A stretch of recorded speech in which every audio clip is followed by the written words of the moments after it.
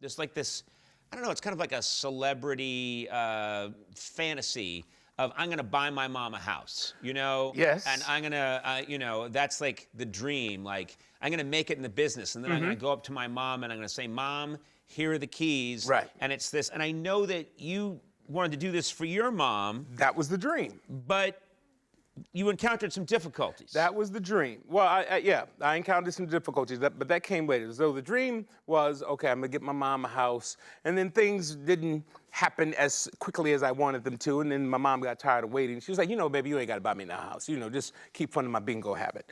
I was like, shit, I'd rather buy you a house. It's cheaper that way.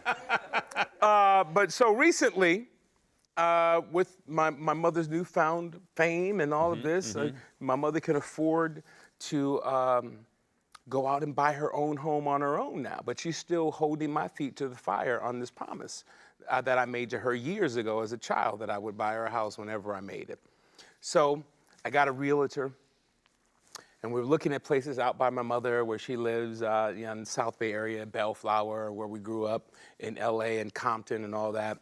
And then I recently purchased a new home and I'm having it remodeled. And she was like, what you gonna do with this house? I was like, I don't know. She was like, let me move in it. I was like, I'll think about it. So me saying I'll think about it was her saying, I'm moving in Anthony's house. He moving out, he gonna give it to me. I was like, no, Mom, that's not what I said. I wanna live out by you. Okay. My realtor starts looking out for homes in the valley.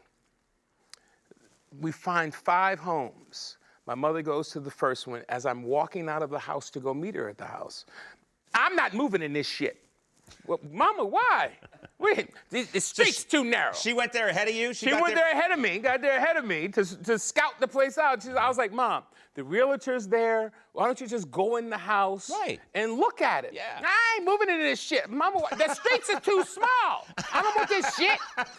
Mama, just go in the house. So she wouldn't even go inside. She wouldn't go inside. I said, Mama, you're there already.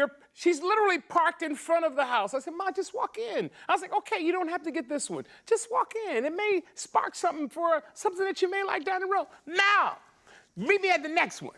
I was like, all right. So before I could even get directions to the next one, my mom is already at the next one and called me. She said, boy, what the is wrong with you? Why you got me looking at this place? So I found a nice little compound because my mother doesn't want to live alone. She wants her assistant to live with her. She wants my sister to come by. Right. So I found a nice compound on an acre of land that had a main house and 2 satellite homes on it. It needed a little TLC. Sure. But I wanted my mother to see what you would get for the same amount of money that you're going to pay down there someplace, what you would get in the valley. Come look at it. And she was like, why you send me here? Look at all this dirt and trees and shit. What's wrong with trees? Trees are good. I've never heard one of these trees. Yes, I was like, Mama. So she didn't even go into that one. There was a third one, and she drove up to that one and said, you know what? This shit too far. I'm not moving out in the valley, and left. So what do you do? I never left my house that morning. She never let me leave the house to get to the properties to look at. So I removed myself from the home search, and she found a home in Carson or Torrance, down the street from Drunk Bobby, her best friend. Bobby, she lives on the west side of the street, and my mother lives on the east side, and it's about like an 8-minute walk to each other's homes. So that's where she is. And she called me the other day, and she's like, they're remodeling. I'm in escrow.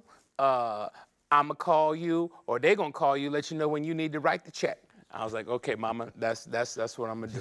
She's moving in April 13th. But isn't that a good, I mean, obviously the fantasy is, Mama, you've always wanted your own house. Yes, I have. And you toss her the keys. Yeah. You've got one. And of course, it's not gonna be that simple. No. But I know on that day when she moves in and you write that check, that's gonna be a great feeling. No, it is.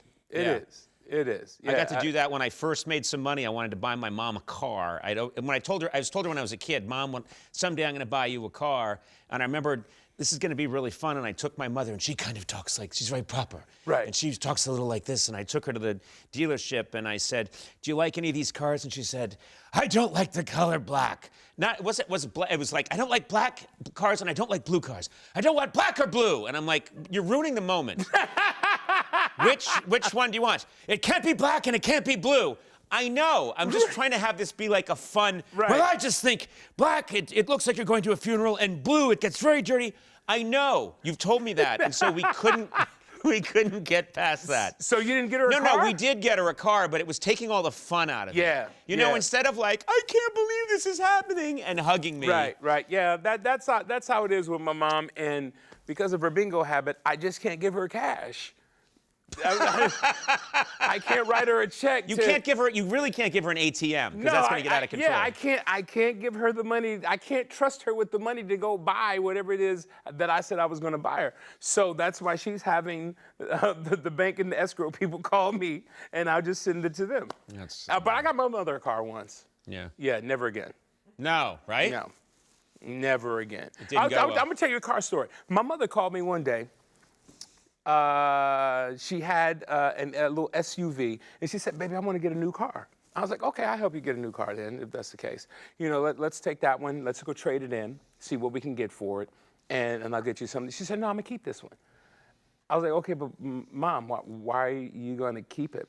She's like, well, you know, just in case my friends need help moving. I was like, Mom, you're 63. What friends of yours need help moving at this age? Yeah. I'm just gonna keep it. I was like, Mom, that doesn't make sense for you to still keep this car note, go out and have me buy you another car just so you can keep this car around in case your friends need help moving. Mm-hmm. I was like, your friends. I was like, go to them and ask them to help you buy a car then, if that's what you're holding out on. Yeah. So I didn't get her a moving van. I didn't get her the second car, and so she went out and got it on her own, and still has the SUV to help her elderly friends move in case they need to move.